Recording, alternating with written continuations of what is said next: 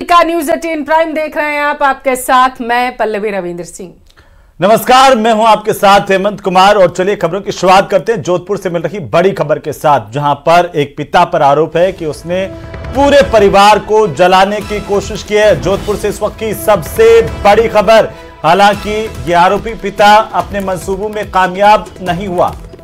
तो इस वक्त की बड़ी खबर आपके टेलीविजन स्क्रीन पर है। बेटे, बहू, पोता, पोती को जिंदा जलाने की कोशिश जो है वो पिता ने की है, ऐसी जानकारी सामने निकल कर आ पा रही है। यानी कि घर के मुखिया पर यह गंभीर आरोप लगा है। आरोप यह है कि उसने पूरे परिवार को जिंदा जलाने की कोशिश की है। हालांकि इस सब के पीछे कारण क्या रहेंगे, जैसे ही अपडेट सामने आएगा आप तक को पहुंचाएंगे। फिलहाल के लिए जानकारी ये कि गनीमत ये रही कि सभी लोग सुरक्षित हैं। अब जो है आगे की कार्रवाई जैसे आगे बढ़ेगी, तस्वीरें और भी ज्यादा साफ होती जाएंगी। बेटे, बहू, पोता, पोती को जिंदा जलाने की कोशिश की। तो जोधपुर से ये बड़ी खबर, जहां पर रिश्तों को शर्मसार कर देने वाली एक घटना सामने आई, जिसकी तस्वीरें आपकी टीवी स्क्रीन पर है। और एक पिता पर यह आरोप कि उसने अपने बेटे, बेटी, बहू और उसके बच्चों को जिंदा जलाने की कोशिश की। ये गनीमत रही कि जैसे इस पिता ने नींद में सो रहे परिवार पर पेट्रोल गिराया, तीली जलाने लगा। इस दौरान परिवार के लोगों ने इसको पकड़ लिया और इसके चलते बड़ा हादसा होते होते टल गया। दरअसल जोधपुर के भीतरी शहर के लाइकान मोहल्ले के रहने वाले राकेश प्रजापति और उसका परिवार अपने घर में सो रहा था और इसी दौरान उसके पिता नेनाराम पर यह आरोप कि उसने उन पर पेट्रोल गिराकर जलाने की कोशिश की। प्रथम दृष्टया जानकारी ये मिल पा रही है कि संपत्ति के विवाद के चलते जो है वो पिता जो है वो पूरे परिवार को जलाना चाहता था। हालांकि बताया जा रहा है कि पिता और जो घर के बेटे थे उनके बीच मकान के दस्तावेज को लेकर लगातार विवाद की खबरें सामने आ रही थी और उनकी माता पर यह आरोप ये है कि वो अपने परिवार का पक्ष ले रही थी। पिता ने माना जा रहा है कि इसी वजह से नाराज होकर के पेट्रोल डाल दिया और उस दौरान जिंदा जलाने की कोशिश की। हालांकि तस्वीरें आप देख रहे हैं कि इस तरीके से ये देखिए पूरे परिवार पर पेट्रोल छिड़कता हुआ आरोपी पिता नजर आ रहा है। तो ये जो तस्वीरें हैं वो चिंता पैदा करने वाली और आपस में घर की कलह यहां तक पहुंच गई कि एक दूसरे के जानी दुश्मन बन गए। जो रिश्ते लगातार आगे बढ़ रहे थे और जिस पिता ने अपने पूरे परिवार का लालन पालन किया था, उस पिता पर अभी आरोप है कि वो पूरे परिवार को मार डालना चाहता है। लेकिन ये तस्वीरें बता रही है कि किस तरीके से ये पूरा वाकया हुआ।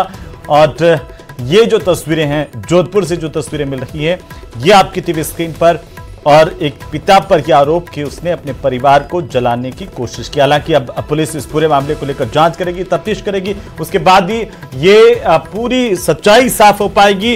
इस पूरी घटना से पर्दा उठ पाएगा कि आखिर इसके पीछे की वजह क्या थी। लेकिन जो प्रारंभिक तौर पर जानकारी मिल रही है वो ये कि घर की आपसी कलह ने रिश्तों को एक दूसरे का दुश्मन बना दिया।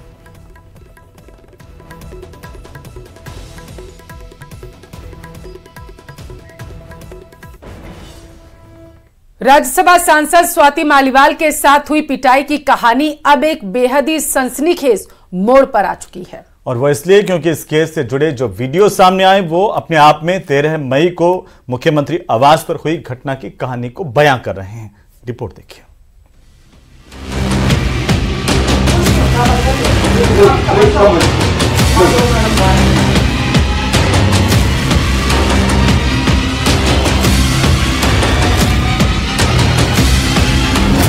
बाहर आएगा 13 मई की घटना का सच। सीसीटीवी से बेपर्दा होगा एक एक किरदार। सबूत बोलेंगे, राज खोलेंगे। दिल्ली के सीएम आवास में 13 मई को क्या क्या हुआ, ये कहानी भले ही पर्दे के पीछे है, लेकिन इसी पर्दे को हटाने के लिए एक एक वीडियो, एक एक तस्वीर को बारीकी से खंगाला जा रहा है। ये वीडियो उस वक्त का है जब दिल्ली के एम्स में स्वाति मालीवाल का मेडिकल टेस्ट हुआ था। सूत्रों के हवाले से स्वाति मालीवाल की मेडिकल रिपोर्ट में भी चौंकाने वाली बातों का पता चला है। मेडिकल रिपोर्ट के मुताबिक एक्सरे और सीटी स्कैन में पता चला है कि स्वाति मालीवाल के चेहरे पर अंदरूनी चोट के निशान हैं और उनके राइट हैंड माना जाता है जो वैभव कुमार, विभव कुमार, वो जाकर के उनके पार्टी के एक महिला सदस्य को और राज्यसभा मेंबर को, और कल परसों तक जो महिला आयोग के हेड थी वो महिला, उन्हीं के अपने घर में when he seated in his house चल रही है, उनको कुछ उसके बारे में चिंता नहीं है और उसके ऊपर बयान देने का भी आत्मविश्वास जिनका नहीं है, ऐसे सीएम केजरीवाल पूरे सामने आकर के क्षमा मांगना चाहिए। ऐसे लोगों को सबक सिखाने की आवश्यकता है, कानूनी कार्रवाई करने की आवश्यकता है और ऐसे लोगों का बचाव करके, मतलब जो अभी तो भ्रष्टाचार के आरोप में जेल में थे, जमानत पर आए हैं, 2 जून को फिर जेल जाएंगे, लेकिन जिस प्रकार से वह आम आदमी पार्टी की ही एक राज्यसभा महिला सांसद के साथ उन्हीं की आंखों के सामने उन्हीं के घर में इस प्रकार की घटना हो जाती है, वह शर्मसार करने वाली है।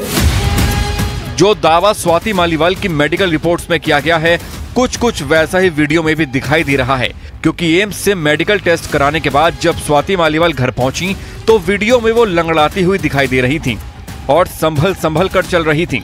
खुद एफआईआर में भी स्वाति मालीवाल ने ये बताया है कि 13 मई को सीएम हाउस में किस बेरहमी के साथ विभव कुमार ने उनकी पिटाई की।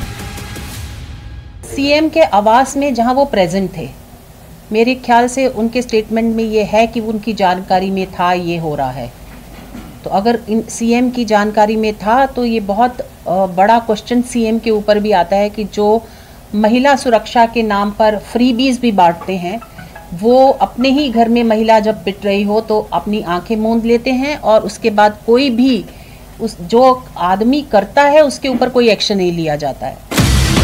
उधर बीजेपी महिला मोर्चा लगातार इस मामले में आम आदमी पार्टी को घेर रहा है। सीएम हाउस के बाहर प्रदर्शन हो रहा है। सूत्रों के हवाले से खबर ये भी है कि 13 मई के पूरे रहस्य को बेपर्दा करने के लिए पुलिस ने अपना एक्शन तेज कर दिया है। खबर है कि इस मामले में नॉर्थ डिस्ट्रिक्ट और क्राइम टीम पूरे केस की जांच में जुटी है। सबसे पहले पुलिस पूरी घटना की टाइमलाइन बनाएगी, यानी पुलिस 13 मई को हुई घटना का सीक्वेंस तैयार करेगी। सीक्वेंस के हिसाब से ही सीसीटीवी को खंगाला जाएगा। सीएम हाउस के घर के बाहर लगे 8 सीसीटीवी की जांच की जाएगी। सीएम हाउस के गेट पर कौन कौन मिला, सबके बयान दर्ज होंगे। जिस टैक्सी से स्वाति मालीवाल सीएम हाउस पहुंची थी, उसके ड्राइवर का बयान भी दर्ज होगा। स्वाति मालीवाल को केजरीवाल के घर कौन कौन मिला, उनके भी बयान लिए जाएंगे। पहली बात तो इससे ज्यादा निंदनीय और शर्मनाक नहीं हो सकता कि एक मुख्यमंत्री के आवास पर एक महिला के साथ इस तरीके की घटना घटी हो, जिस तरीके से, और ये बात कोई नकार भी नहीं सकता है, उन्हीं की पार्टी के एक वरिष्ठ राज्यसभा सांसद ने इस बात को स्वीकार किया है। और उसके बाद मुख्यमंत्री का रवैया देखिए, जिनके ऊपर आरोप लगे हैं उन्हीं को लेकर कल अखिलेश जी की प्रेस कॉन्फ्रेंस में वो अपने साथ लेकर गए हैं, तो कैसे कोई विश्वास करेगा कि भाई ये कार्रवाई करेंगे। और दूसरी सबसे बड़ी बात, अगर एक मुख्यमंत्री के आवास पर ही महिला सुरक्षित नहीं है तो दिल्ली में आम महिलाओं का क्या होगा। मैं सिर्फ ये कहूंगी कि कोई भी महिला के साथ कोई भी अत्याचार हो या मॉलेस्टेशन का केस, तो एफआईआर दर्ज करना बहुत ज़रूरी है।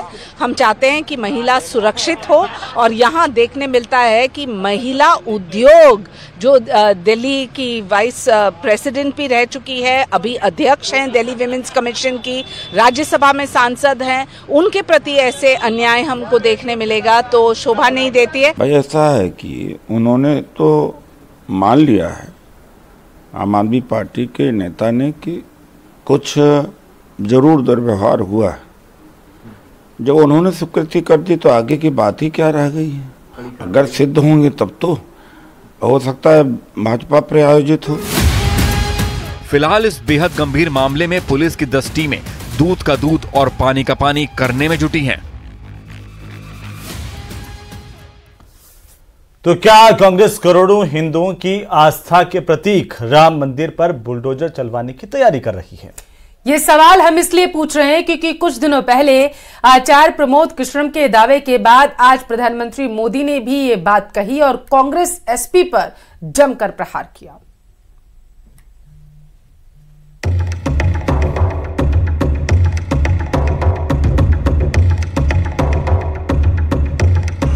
सपा कांग्रेस वाले सरकार में आए तो रामलला को फिर से टेंट में भेजेंगे।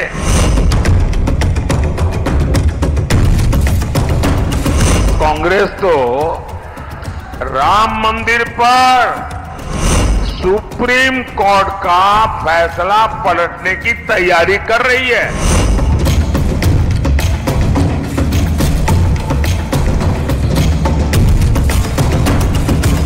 अरे जरा योगी जी से ट्यूशन लो, बुलडोजर कहां चलाना कहां नहीं चलाना। क्या कोई भी सरकार राम मंदिर पर सुप्रीम कोर्ट के फैसले को पलटने की हिम्मत कर सकती है? 500 सालों के लंबे इंतजार के बाद अयोध्या में करोड़ों हिंदुओं की आस्था का प्रतीक भगवान श्री राम का जो भव्य मंदिर बनकर तैयार हुआ है, क्या कोई भी उसे मिटा सकता है? आज उत्तर प्रदेश के बाराबंकी में प्रधानमंत्री मोदी ने कांग्रेस और समाजवादी पार्टी पर इसी मुद्दे को लेकर प्रहार किया। पीएम मोदी ने कहा कि अगर केंद्र में समाजवादी पार्टी की सरकार आई तो रामलला को टेंट भेज दिया जाएगा और एसपी कांग्रेस राम मंदिर पर बुलडोजर चलवा देंगे। इनके लिए देश में कुछ नहीं है भाई, उनके लिए तो उनका परिवार और पावर, यही उनका खेल है। सपा कांग्रेस वाले सरकार में आए तो रामलला को फिर से टेंट में भेजेंगे, मंदिर पर बुलडोजर चलवा देंगे। क्या योगी जी से यही सीखना है क्या? अरे जरा योगी जी से ट्यूशन लो, बुलडोजर कहां चलाना कहां नहीं चलाना। कुछ दिनों पहले कांग्रेस के पूर्व नेता आचार्य प्रमोद कृष्णन ने दावा किया था कि खुद राहुल गांधी ने एक गोपनीय बैठक के दौरान ये बात कही थी कि अगर उनकी सरकार आई तो शाबानो मामले की तरह राम मंदिर के मामले में भी सुप्रीम कोर्ट का फैसला बदल देंगे। आज पीएम मोदी ने उसी दावे का जिक्र करके ये बात कही और ये आरोप लगाया कि एसपी कांग्रेस जैसी पार्टियां सनातन विरोधी हैं।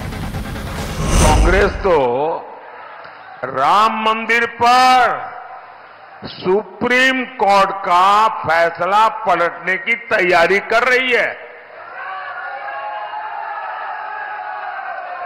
सपा कांग्रेस वाले, जब मैं ये कहता हूं ना कि भाई कांग्रेस में ही रहने वाले एक नेता ने कहा है कि वे लोग ये कोर्ट का निर्णय पलटना चाहते हैं। कुछ लोगों ने, यार ऐसा तो कैसे हो सकता है, भ्रम में मत रहिए। राहुल गांधी जी ने अपने नजदीकी लोगों की एक बैठक में कि अगर हमारी सरकार बनती है तो हम सुपर पावर कमीशन बना करके राम मंदिर के फैसले को पलट देंगे। देश के प्रधानमंत्री माननीय मोदी जी जिस हताशा से ग्रसित होकर जिन मुद्दों पर वोट मांग रहे हैं वो वाकई में हास्यास्पद है। कभी वो मंगलसूत्र पर वोट मांगते हैं, कभी वो इस बात पर वोट मांगते हैं कि अगर आप भैंस बचानी है तो आप उनको वोट दे दीजिए, कभी वो कहते हैं कि आपको कमरे बचाने हैं तो आप उनको वोट कर दीजिए, पर 10 साल में किए गए अपने कार्यों पर वोट मांगने में असमर्थ है। प्रधानमंत्री जी को सिर्फ इतना ही कहना है कि प्रधानमंत्री जी अब आपको वाकई सार्वजनिक जीवन से अवकाश लेने की जरूरत है। आप झोला उठाइए और छुट्टियों पे चल दीजिए, क्योंकि जिस तरह की भाषा आप इस्तेमाल कर रहे हैं भारत के लोगों को बहुत बुरी लग रही है। राम मंदिर एक ऐसा मुद्दा है जो सिर्फ भारत ही नहीं दुनिया भर के करोड़ों हिंदुओं की आस्था से जुड़ा है। कांग्रेस, एसपी जैसी पार्टियों ने वोट बैंक की राजनीति के लिए पहले राम मंदिर के निर्माण का विरोध किया, मंदिर बनने के बाद उसकी प्राण प्रतिष्ठा कार्यक्रम से दूरी बनाई और अब आरोप यह है कि उनकी सरकार आने पर वो राम मंदिर पर सुप्रीम कोर्ट के फैसले को पलटना चाहते हैं और इस पर उनसे जवाब देते नहीं बन रहा।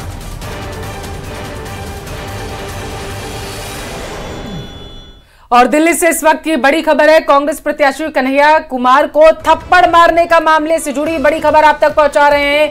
अब इस पूरे मामले का वीडियो सोशल मीडिया पर तेजी से वायरल हो रहा है। थप्पड़ मारने वाले शख्स का दावा है कन्हैया ने भारतीय सेना का अपमान किया। तो बड़ी जानकारी इस वक्त की, अफजल जैसे आतंकी का बचाव किया, इसीलिए उसने ऐसा किया। ये उस शख्स का दावा है, उस आरोपी का दावा है जिसने कन्हैया कुमार को थप्पड़ मारने की कोशिश की, थप्पड़ मारा, जिसका वीडियो सोशल मीडिया पर है। इसी को लेकर ये बड़ी जानकारी। देश की राजधानी दिल्ली के नंद नगरी में कांग्रेस के प्रत्याशी कन्हैया कुमार को थप्पड़ मारने का वीडियो सोशल मीडिया पर वायरल हुआ है।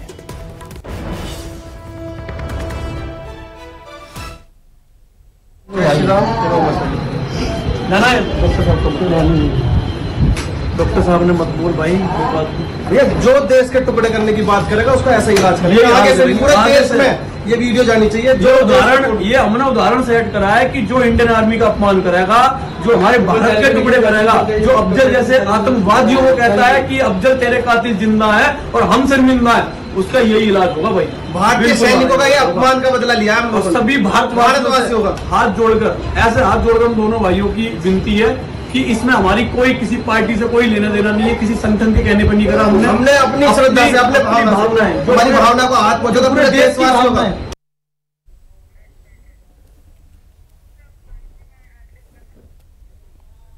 तो दिल्ली से ये बड़ी जानकारी है। कन्हैया कुमार जो कि कांग्रेस के प्रत्याशी हैं दिल्ली में लोकसभा चुनाव को लेकर के, और इसी दौरान उन्हें थप्पड़ मारने की घटना सामने आई जिसका वीडियो सोशल मीडिया पर वायरल हुआ है। जो आरोपी है उसने एक वीडियो भी जारी किया और कहा कि भारतीय सेना का अपमान कन्हैया कुमार ने किया, इसीलिए उसने थप्पड़ मारा। उसने ये भी धमकी दी कि कोई भी अगर ऐसा करेगा तो वो उसे थप्पड़ मारेगा।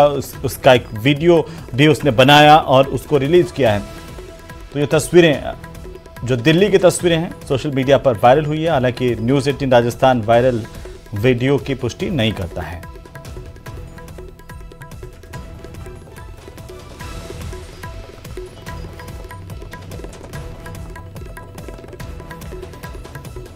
तो दिल्ली से इस वक्त की बड़ी खबर आपके टेलीविजन स्क्रीन पर है, जहां पर कन्हैया कुमार को थप्पड़ जड़ा गया।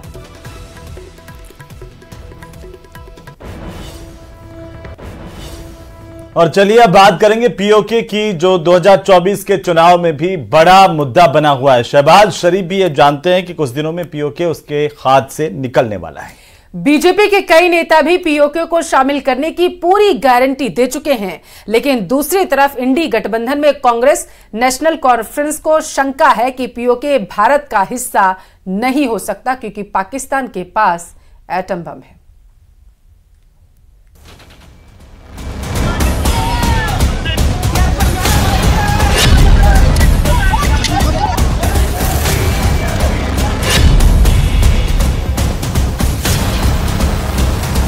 उठो लोगों, बगावत से कयामत का समा कर दो। उठो लोगों, बगावत से कयामत का समा कर दो कि ये खामोश रहने की आदत तुम्हें मार डालेगी। रियासत घर बचानी है, सियासत छीन लो इनसे। पीओके में आजादी का तूफान उठ चुका है। वजीरिस्तान नहीं है, मारे जाओगे। जो शहबाज की आर्मी को पीओके से उखाड़ फेंकने वाली है।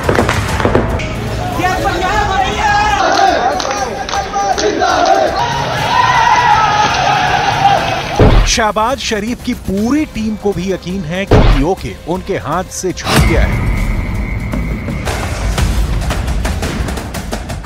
बीजेपी के नेता पीओके को शामिल करने की पूरी गारंटी ले रहे हैं, लेकिन इंडिया अलायंस में कांग्रेस नेशनल कॉन्फ्रेंस को शंका है कि पीओके भारत का हिस्सा नहीं हो सकता। पीओके पर इस तरह के बयानों पर अमित शाह ने बड़ा प्रहार किया है कि कांग्रेस पाकिस्तान का डर दिखा सकती है, लेकिन मोदी सरकार नहीं। अगर 400 सीटें आई तो पीओके पे कब्जा कर लेंगे, और अगर नहीं आई तो नहीं करेंगे। हम तो चाहते हैं कि करें, जरा थोड़ा लाल आंख से दिखाएं। कांग्रेसी कहते हैं, मणिशंकर अय्यर और फारूक अब्दुल्ला कहते हैं, पाक ऑक्यूपाई कश्मीर की बात न करो, पाकिस्तान के पास एटम बम है। अरे कांग्रेसियों, किसको डराते हो? 130 करोड़ का देश है, जिसका प्रधानमंत्री 56 इंच के सीने वाला नरेंद्र मोदी है। नरेंद्र मोदी। मैं आज इस भूमि से राहुल बाबा को कहकर जाता हूं, राहुल बाबा, आपको डरना है तो डरिए, पाक ऑक्यूपाई कश्मीर भारत का है, रहेगा और हम इसको वापिस लेकर रहेंगे, इसमें कोई बदलाव नहीं।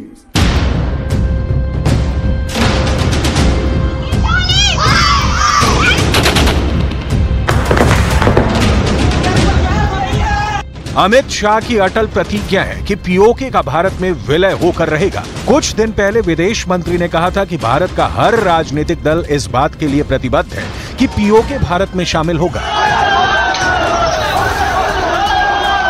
लेकिन इसके बावजूद विपक्ष के कई नेता ऐसे बयान देते हैं जिसमें पाकिस्तान का पक्ष नजर आता है। आपने उनसे बात की, उनको इज्जत अफजाया, तो तभी जाकर वो अपने बम के बारे में नहीं सोचेंगे। लेकिन आपको उनको ठुकरा दिया तो कोई पागल वहां आ जाए, वो बम निकाल ले, और फिर क्या होगा? हमारा देश मानते हैं कि पाक occupied Kashmir is part of India. Congress का समय में हमें ड्रीम भी नहीं करता था कि कभी इंडियन पार्लियामेंट कैन डिस्कस पाक ऑक्युपाइड कश्मीर। हमारा देश का नैरेटिव में कभी पाक ऑक्युपाइड कश्मीर आएगा लोग सोचा भी नहीं था।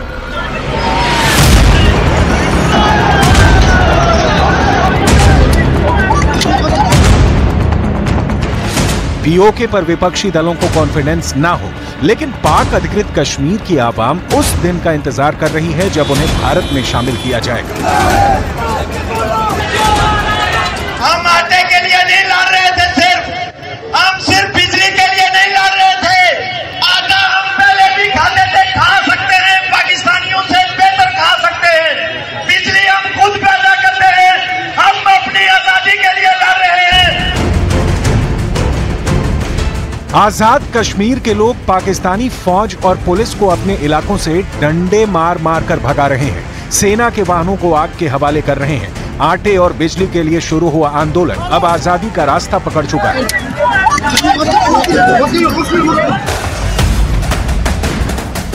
पीओके हाथ से निकलते देख कंगाल शहबाज सरकार ने वहां की आवाम को अरबों की मदद पहुंचाने का झूठा वादा कर दिया। काफी हिम्मत के बाद शहबाज शरीफ पीओके तो चले गए, लेकिन वो आवाम को भरोसा नहीं दिला पाए हैं कि जो देश कंगाली में गले तक डूबा है, जिसकी रोटी कर्जे के आटे से चलती है, वो पीओके की हालत कैसे सुधारेगा।